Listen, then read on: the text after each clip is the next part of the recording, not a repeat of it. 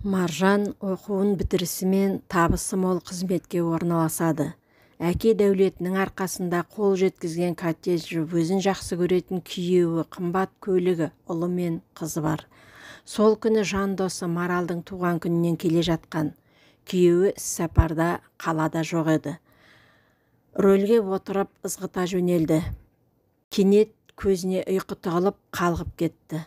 Көлігі жол жиегіне қарай кілт бұрылып, әлденеге қатты соғылды. Көзінің оты жарқ етіп, қап-қараңғы түнекке жұтылып кете барды. Қай уақыт екені белгісіз, көзін ашса, ақ халатты дәрігерлер басына төніп отыр екен. Тітіркендіргіш дәрі ескеткен болу керек, қасында денесінен бөлек жатқан өз аяғын көріп, есінен танып қалды. Маржан ауруханада ұзақ жатты. Бәрі бітті, болашағым бұлдыр, күңгірт. Бүйтіп қасірет шеккенше апат үстінде жан тәсілім еткенім дұрыс еді. Алла тағала көресін көрсін деп тірі қалдырған ғой. Тағдыр тауқыметі жанын жегідей жеп, қайғының қара дауылы әбден сілікпеледі. Дөңгелек жүзі су алып, екі жағы пышақ жонығандай сорайып, адам танығысыз өзгерді. Әншейінде бөліп өшіп тұратын күйеуінің өзінен теріс бұрылуы Маржанға дүние төңкеріліп кеткендей әсер етті. Отбасы жанашыры отағасының мүттәйімдігі келіншектің адамдарға деген сенімін жоғалтуға жеткізді. Басы аман кезінде қасынан бірелі қалмайтын достары көп еді. Солардың көп-ақ отбасының өзекті мәселелерін шешерде Маржанның көмегіне жүгінетін. Маржан, бәлен жерде танысың бар ма? Күйеуімді жұмысқа орналастырайын деп едім. Маржан, інімді бір жерге іліндіріп берші, деп тыным бермейтін. Басына іс түсіп, екі дүние ортасында жатқанда солардың бірі де есігінен сығалаған жоқ. Сығалау былай тұрсын, телефон шалып, қал сұрауға жарамады. Соңғы кездері Маржанның есінен Есенкүл шықпайтын болды. Күлме досқа келер басқа демеп бедім деп табалап тұрғандай көрінеді. Өзінде жоқ артықшылық Есенкүлдің бойынан мен мұндалағанда ішінен қызғаныштың қызыл иті шабалана тұра ұмтылар еді. Есенкүлдің өмірді тереңірек түсінетіні, әр нәрсенің қисынын, алдағы бет алысы қалай өрбейтінін, соңы немен тынарын болжай білетін ақыл зеректігі, ұшқыр ойлылығы таңдандыратын. Төсегінде мамандығына үш қайнаса сорпасы қосылмайтын әр алуан ғылыми әдебиет оқып жатқанын көргенде кітап не тең екен деп тыжырынып теріс айналатын. Есенкүл университетті үздік бітірді, кейінгі өмірінен хабарсыз. Бір кезде қатар жүруден намыстанып, суқаны сүймейтін сол Есенкүл бүгін ең жақын адамы секілді. Жан қалауында ауырған жерінің емінде Есенкүл табатындай, әйтеуір оған деген көңілі алабөтен. Адам осылайда өзгереді екен-ау. Есенкүлсіз таң атып, күн шықпайтындай сезінген Маржан, күйеуі Бақыт екеуін сенбі күні түске асқа шақырды. Бөлмеге бас сұққаннан-ақ қабырғадағы кітап сөрелеріне назар салған Бақыт, Маржан, бай кітапханаң бар екен, кітаппен араларыңнан қыл өтпестей тату екеніңді байқатқандай, деді жымиып. Өкінішке қарай, кітаппен кешірек басыма іс түскеннен кейін ғана достастым. Оқасы жоқ, ештен кеш жақсы.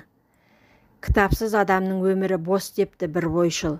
Кітаппен дос бол, кітаптың жомарт беттері, көзіңді тосар адал дос, одан жоқ тегі деп Расул Ғамзатов атамыз тегін айтпапты.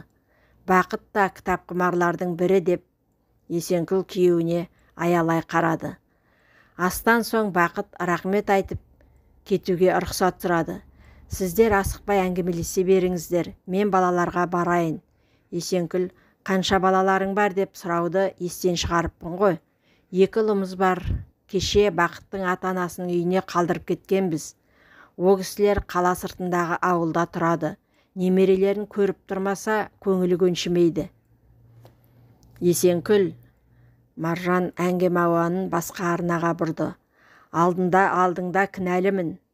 Саған жасаған қиянатым есіме түссе, кірерге тесік таппаймын, назаңа ұшырадым.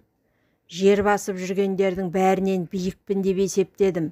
Ақыры тым асқақтығым салдарынан мынадай күйге ұшырадым. Кешір мені. Есенкүлдің алдына басын иді. Жанарынан мөлдір тамшы құйылып жатты. Есенкүл орнынан ұшып тұрып, Маржанды екі иығынан құшақтады. Бұның не, Маржан? Ол жайлы әлі қашан ұмытып кеткенмін. Жүрекке түскен жара жуықта жазылмайды. Ұмытылуы да мүмкін емес. Жастық шақ қателікке ұрындыратын кезең ғой. Тәкаппар едің, бірақ қайырымды болатынсың.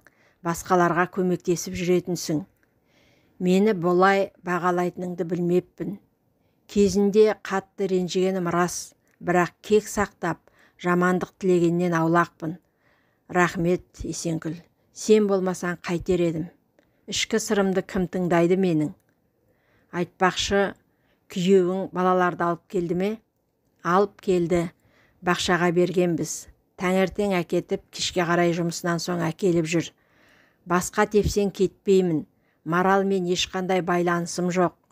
Кездейсоқ кездесіп қалып, өткен кеткенді еске алып келе жатқанбыз. Оның саған қастандық жасағанынан хабарсызбын, дейді. Тіпті не істерімді білмей далмын. Тағы бір мүмкіндік бергенің жөн. Қабырғаммен ақылдасып көрейін. Балаларды туған әкесінен ажырату қиянат. Есенкүл, алдыма үлкен мақсат қойып отырмын. Маржан жадырай сөйледі. Қандай? Есенкүл елең етіп құрбы жүзіне таңырқай қарады. Опасыз жігіттердің арбауына түсіп алданып, құрсағындағы баладан құтылудың жолын іздейтін қыздар мен тастанды балалардың, панасыз аналардың мүддесін көздейтін бір іс ашсам деймін. Мынауың керемет қой, Маржан. Қаракөз бүлдіршіндердің шетелге сатылуын болдырмауға, санамыздың артуына теңізге тамған тамшыдай үлес қоссам, өзімді бақытты сезінер едім. Бұл арман ғана. Арман нақты іске айналу үшін әлі көп еңбектенуім, жүгіруім, миды істетуім керек. Дұрыс айтасың. Бақыт заңгер ғой, сұрағыңа жауап беруге әрқашан дайын. Рахмет, сенің қолдайтыныңды ішім сезген. Мұндай ізгілікті істі қалай қолдамасқа? Маржан мен Есенкүл тұңғыш рет сұрақ тарысып ұзақ отырды. Досының көңілін аулаған Есенкүл жұмысы бастан асып жатса да асығыстық танытпады. Адам күні адаммен деген осы да. Оларды қиындық шыңдады. Тұрсынхан Шілдейбекқызы.